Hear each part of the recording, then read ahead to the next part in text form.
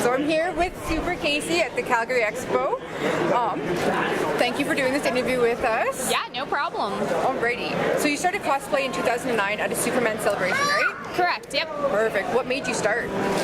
I've always been a comic book reader. I've been a comic book reader since I was about 7 or 8 years old, and when I saw that there was like this magical place that like worshipped Superman, I was like, oh, I have to go.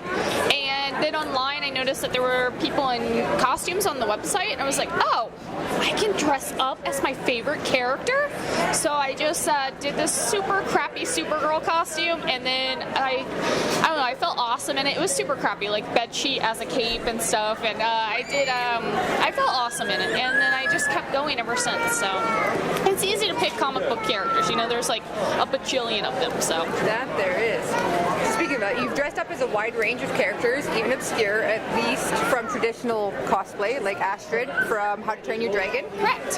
What goes into your thought process of who and why? Usually, so I have a wide genre base anyways, and I just cosplay characters I love. Like, there's been very few times where I've cosplayed a character I don't know anything about. It would probably be something in the video game region of when somebody's like, hey, do this Mortal Kombat character, and I'm like, oh, okay, I played it once when I was like 10, but alright. But like Princess Buttercup and like Astrid and Lily from the movie Legend, you know, those are very obscure characters, but I love those characters. So I feel like Astrid's actually kind of my spirit animal, so, you know, it's all characters I love. Nice. Has it been a part of an outfit or a prop that was a big learning moment for you? I think everything is a big learning moment. My grandmother taught me to sew when I was 9, so sewing to me is just more comfortable sitting in the machine, and that feels repetitive. So I find that fabrication aspects of it are harder. So Astrid I've got about a 10-pound axe, and it's double-headed. And that was like one of my first times working with engineering the axe to be able to collapse and things like that. And Warbla, you know, that's a thermoplastic, and resin casting all went into this Astrid costume, and it was a lot of learning processes for that costume in particular. So. Nice. Who are a few characters that are still on your to-do list?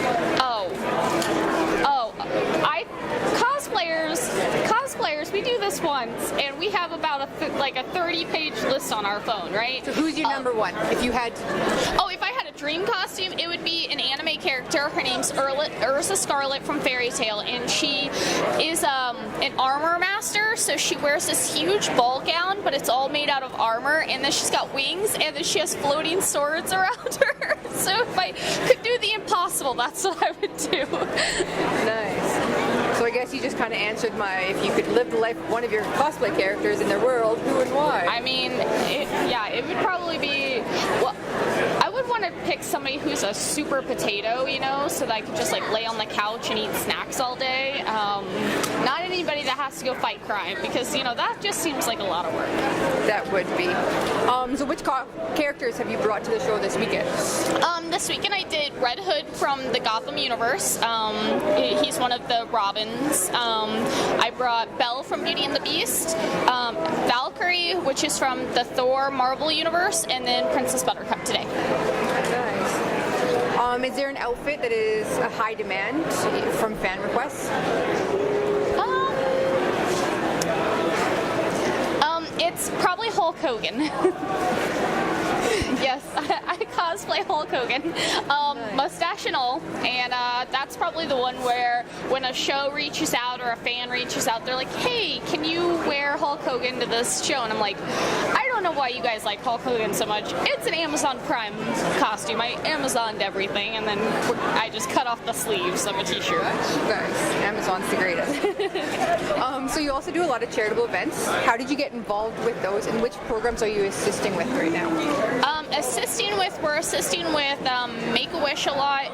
We're doing things with Extra Life. I do a lot of local things with our local libraries, because that's how I got started. I got started at being asked to do a local event called Superheroes Can Read, and so I went in and I donated my time to read to kids for the day, and groups of kids would come in and things like that. I've done a lot of Susan G. Komen walks as well. That's mostly where a lot of cosplayers will get their charitable work start, is doing a walk like Relay for Life or something like that. And so I just started there, and we just kept building. And once you build your resume of charitable works, then you can start getting into things like children's hospitals and children's events and Make-A-Wish events and things like that. So Make-A-Wish is mostly the top that we work with right now.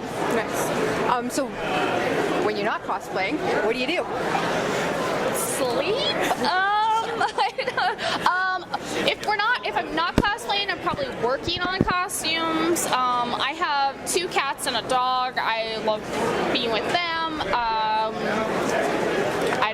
That's pretty much it. Yeah, I'm super lame. I think most of the ones that we've interviewed, I think, have said that they sleep. That's all I have. Thank you so much. Thank you. You did awesome. You did great.